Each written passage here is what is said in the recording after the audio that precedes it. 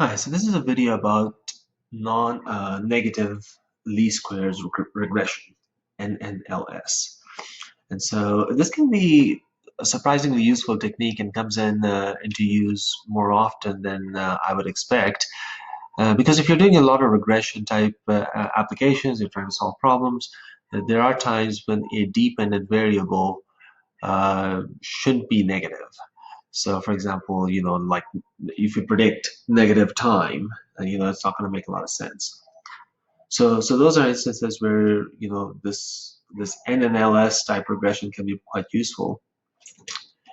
And so let's get into it. So this example is obviously available on the website, so you can download it and play with it. But I'll just kind of go through some basic pointers here. So first we load the data. We're using the same Boston data set that we've used in other linear regression type examples.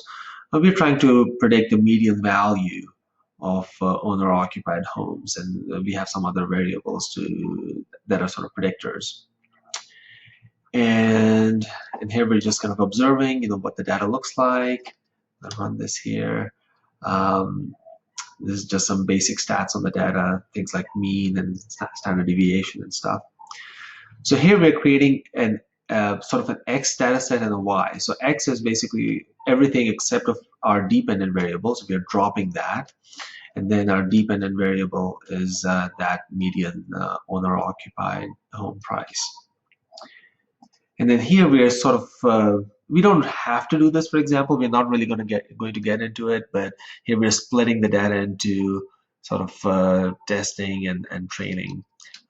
We'll do that anyway, but we're not going to use that in this example. So the first thing we'll do is we'll fit a linear model so that we have something to compare to. So this code block, and you can kind of read the descriptions, is basically fitting a linear regression model to the data. Pretty quick.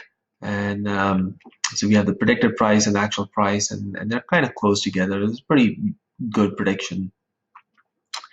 You essentially want them to be on sort of a diagonal. And now, more to the point of this example, we are going to have some coefficients. So here we have the coefficients. We have an intercept term from the linear regression, and we have some coefficients. And you'll notice the important thing is that there's quite a few negative coefficients. Okay, so that's the important thing. In fitting a linear model, it turns out that there are some variables. So, as we're trying to use some of these things like per capita crime rate and these things, some of those things increase the home price, and some of these things decrease the home price. So if there's an increase in per capita crime rate or something, maybe it decreases the home price. So so we have these negative coefficients, and that's how we get to a prediction. Well, what if we want each of the coefficients to only be positive? And once again, it can come into play where you have predictors that should only increase the value of the prediction. Okay. Now, this doesn't happen all the time, but there can be applications where you have predictors where if an observation had just one of those predictors and it decreased your prediction, maybe you don't want that. So you want bounds, you want constraints on the predictors. So that's where we get to this sort of optimized functionality from the SciPy package called NNLS. And you can specify the maximum iterations. We don't really need high iterations. It actually converges very quickly. So for example, it just took less than a split second to find the coefficients. So it's very quick. And you'll notice that the coefficients are either 0 or positive. Okay, so contrast that with the predictors that we got from linear regression. I mean, there's a bunch of them are negative. So here, it's trying to constrain the predictors in the model to only be positive. And if it cannot do that for a predictor at all, and it's sort of an iterative solver, then it just sets it to 0. It can't find a positive predictor. So we end up with these coefficients. Okay, and so now here, what we do in this step is basically take our training data set and attach something called YPRED. So MED-V is the median owner-occupied price. This is our Y variable, our dependent, and then the YPRED is our prediction from linear regression. Okay. And but what about this NNLS, this non-negative least squares solution? So here in this sort of it's not very elegant code, but here we are basically kind of fitting this NNLS. So we found our coefficients here, and then here we are applying the coefficients to our sort of 12 or 13 predictors that we have to get this YNNLS column.